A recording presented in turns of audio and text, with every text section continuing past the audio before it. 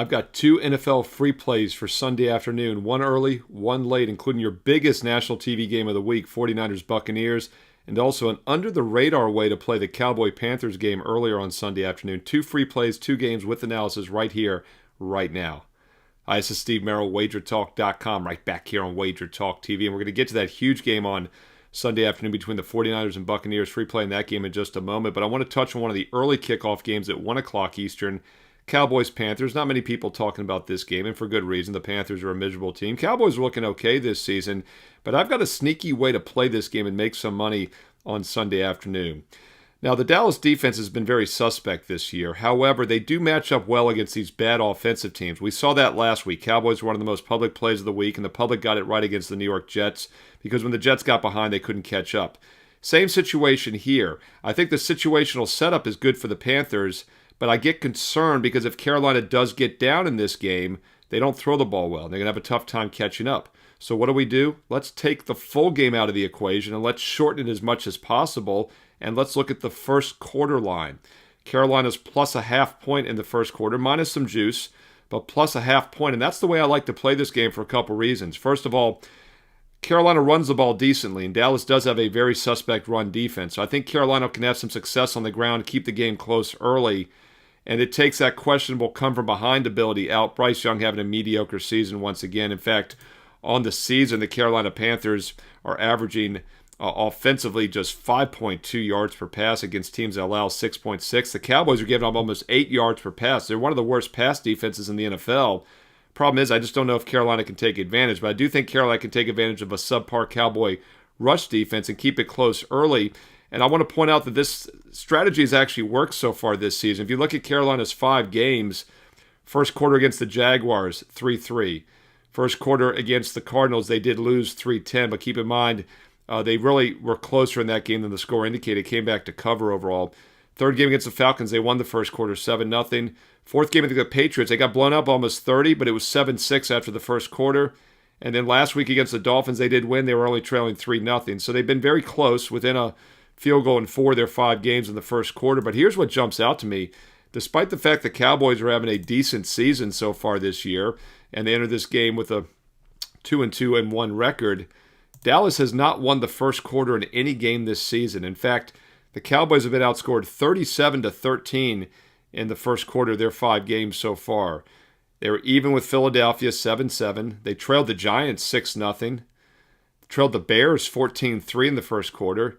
Trailed the Packers 7-0, and they were tied with the Jets last week. I talked about how this game is very similar to that one where the Jets couldn't catch up when they got behind, but that was 3-3. You would have cashed the plus half a point in the first quarter, and I think this game is very similar. Dallas, once again, has not outscored any of their 5 opponents in the first quarter this year. They've been outscored 37-13. Meanwhile, the Panthers, they've only been outscored 23-19 in the first quarter. Second quarter, Carolina's been outscored 62-13, so I'm not looking at the first half here. I'm looking at the first quarter only. Carolina Panthers plus a half a point, minus 130, minus 140 if you're going to play this game at 1 Eastern. A little bit of a sneaky under-the-radar attack here on that game.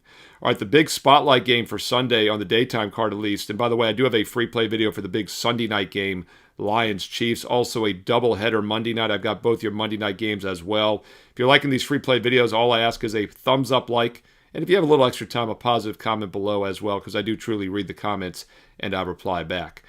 Biggest game on the board, though, is at 4:25 Eastern, and we've got San Francisco at Tampa Bay. This is a time change. It was supposed to be an early kickoff at 1 Eastern. They moved it to the later card, 4:25 Eastern. There's only 3 4 o'clock Eastern games. Tennessee, Vegas, and Cincinnati, Green Bay is obviously the one they probably had circled as the spotlight game. Not so now that Joe Flacco, what? Is it Cleveland or is it Cincinnati? Joe Flacco starting for the Bengals. Ugly 2 games, so basically everyone, 90% of the nation, is getting this game on CBS. So I wanted to break it down for you. And Tampa getting a little bit of public love. And by the way, Dallas is getting public love also in the Carolina game. Not a surprise there. We don't just blindly fade the public. But one thing I wanted to point out also is that both of these games, the look-ahead line this summer was 1.5, Dallas and Tampa. Now it's 3. So the lines are both a little bit higher than expected. Of course, one of the reasons for San Francisco is they don't have their starting quarterback, Brock Purdy. His toe is not looking pretty. He's listed as doubtful. Mac Jones expected to be the starter again this Sunday, and I don't have a problem with that.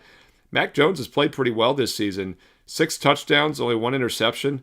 99.1 QB rating.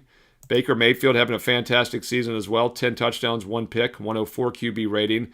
But if you dive deeper into the matchup stats here and opponents played, I think San Francisco can hang in this game. They've been a pass-based offense. Even with the backup quarterback in there, they're still a pass-based offense. They have struggled to run the ball this year. Just 85 rushing yards a game and only about 3 yards per carry. And Tampa Bay's strength this season has been defensively against the run, giving up just 92 yards a game. But they've been very mediocre against the pass, giving up 6.8 against teams that average 6.9. 49ers are averaging 7.2 against a tougher schedule of defenses than Tampa Bay. 49ers pass defense is also much better, 6.1 versus 6.8 for Tampa. So we get two teams that throw the ball well, but I think San Francisco, even with Mac Jones, will have more success. Whenever I can get the better passing attack and the better pass defense as a field goal dog or more, it catches my eye. At +3 or more, I like San Francisco in this game. And the public's leaning Tampa in this one, so I would wait. I don't think you'll find a 3.5, but I'm looking at DraftKings. It's 3.5 minus 18. So you might get a 3.5. There's about an 8 to 9% chance Tampa wins this game by exactly a field goal. So wait, maybe get a +3.5 by kickoff, but at +3 or more, I think the 49ers are the play in this late afternoon national TV game on Sunday. Hey, there you go. 2 games for you. One early, one late. A sneaky way to play that Cowboy-Panther game. And by the way, let me know your thoughts on that first quarter attack. Do you think it makes sense? And also let me know your thoughts on the 49er-Bucks games and any other games you like this Sunday. Let's learn and earn and win together here on Wager Talk TV. Don't forget my NFL Fade the Public video is up as well with the Sunday night and both Monday night games for free. Make sure you click subscribe and click that bell so you never miss out when these free play videos are posted each day here on the channel. If you'd like my personal best bets, check out my page, Steve Merrill, wagertalk.com, and also check out the bonus free play for Sunday. I've got an NFL free play up there right now for you with analysis.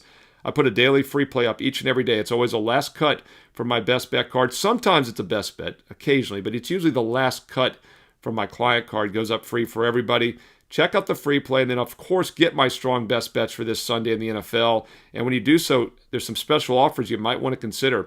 One day is $39. The Weekend Warrior is $49 for all football through Monday night. Or how about a 7-day all-sports sampler right now for just $77? That includes baseball as well. And, of course, in just over a week and a half, we have the NBA starting, college hoops right after that. So if you want a longer-term package, you're going to get all 5 major sports that I cover: college and pro football, college and pro basketball, and baseball. And right now, if you buy 3 months, you get the 4th month for free, instant $300 savings.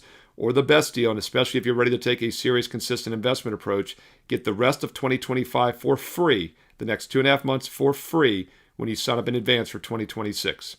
All sports, all access, whether it's 1 week or 3 months, get the 4th free, or 1 year, get the rest of this year free. Check it out right now on my page, Steve Merrill, wagertalk.com, and get that daily free play as well, that bonus free play, and get there quicker with shortcut wt.buzz/SM. On the way out, don't forget to follow me on social media on X and Instagram at Steve Merrill, 2 R's, 1 L, MERRIL, at Steve Merrill on X and Instagram. And once again, if you're liking these free play videos, thumbs up like is all I ask. Takes 2 seconds. Click it. You did it. I appreciate it. And stay tuned here to Wager Talk TV because you know there's more free play videos coming up next.